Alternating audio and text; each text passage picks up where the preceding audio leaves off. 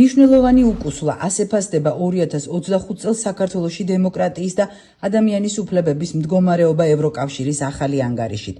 ანგარიში 2025 წლის პერიოდს მოიცავს და ქვეყნების მიხედვით ვითარებას ცალ-ცალკე მიმოიხილავს. საქართველოს ნაწილი უკიდურესად კრიტიკულია.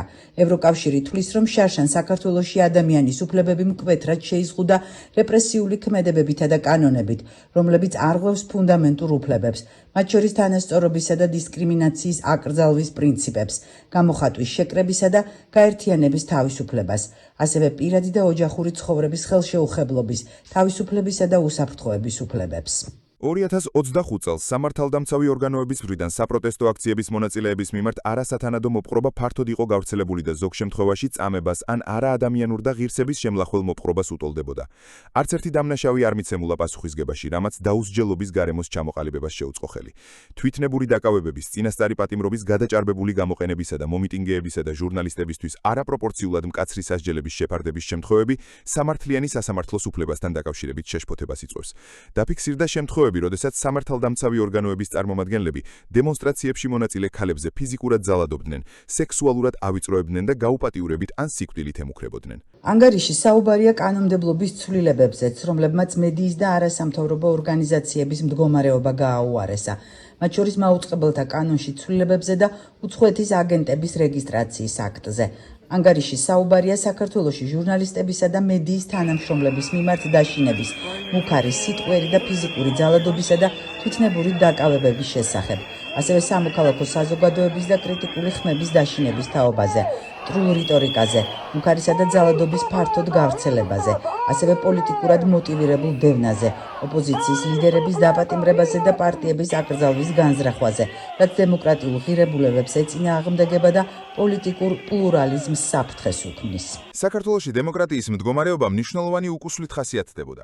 საქართველოს ხელისუფლებამ სამოქალაქო საზოგადოების, მედიის წარმომადგენლებისა და ოპოზიციის ლიდერების წინააღმდეგ რეპრესიული ზომები გაატარა, რომლებმაც სერიოზულად შეარყია დემოკრატიული გადაწყვეტილებების მიღებისა და დემოკრატიული პროცესების საფუძვლები და ფაქტობრივად გააუქმა მოქალაქეთა მონაწილეობა და შეკავებისა და გაწონასწორების სისტემა.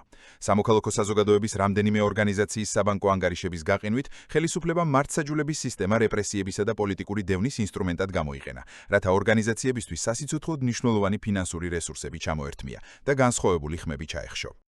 ანგარიში საუბარია ევროკავშირის ქმედებებზე საქართველოსთან მიმართებაში. ნათქვამია, რომ ევროკავშირი საქართველოს ხელისუფლებას მუდმივად მოუწოდებდა შეეჩერებინა დემოკრატიული უკუსლა, გაეუქმებინა რეპრესიული კანონმდებლობა და გაეტარებინა დემოკრატიული რეფორმები. მოუწოდებდა პატივი ეცა ადამიანის უფლებებისა და სამართლიანი სასამართლოს უფლებისთვის, გამოხატვისა და შეკრების თავისუფლებისთვის, ასევე მოუწოდებდა თვითნებურად დაკავებული პირების გათავისუფლებისკენ და კანდიდატის სტატუსისთვის განსაზღვრული 9 ნაბიჯის შესრულებისკენ. მოყვანილია ევროკავშირის შეფასებები გასულ წელს, რომელთა მიხედვით საქართველოს ხელისუფლების მიერ გადადგმული ნაბიჯები ვერ პასუხობს იმ მოლოდინებს, რომლებიც ევროკავშირს კანდიდატი ქვეყნის მიმართ აქვს. აღნიშნულია ისიც, რომ საქართველოსა და ევროკავშირს შორის პოლიტიკური კონტაქტები მინიმუმამდე შემცირდა. შეჩერებულია საქართველოს ხელისუფლებისთვის განკუთვნილი ფინანსური დახმარებაც. 2024 წლის ივნისში, ოქტომბერსა და დეკემბერში ევროპულმა საბჭომ დაასკვნა, რომ საქართველოს მთავრობის ქმედებებმა დე-ფაქტო გამოიწვია წინასწარი გაწევრიანების პროცესის შეჩერება. 2025 წელს ევროკავშირსა და საქართველოს შორის პოლიტიკური დიალოგი არ გამართულა, რადგან საქართველოს ხელისუფლების მხრიდან სერიოზული დემოკრატიული უკუსლა გაგრძელდა. ევროკავშირი განაგრძობდა ორმხრივი კონტაქტების დონის შემცირებას. ევროკავშირი საქართველოს ადამიანის უფლებათა დიალოგი 2023 წლის ივნისის შემდეგ აღარ გამართულა.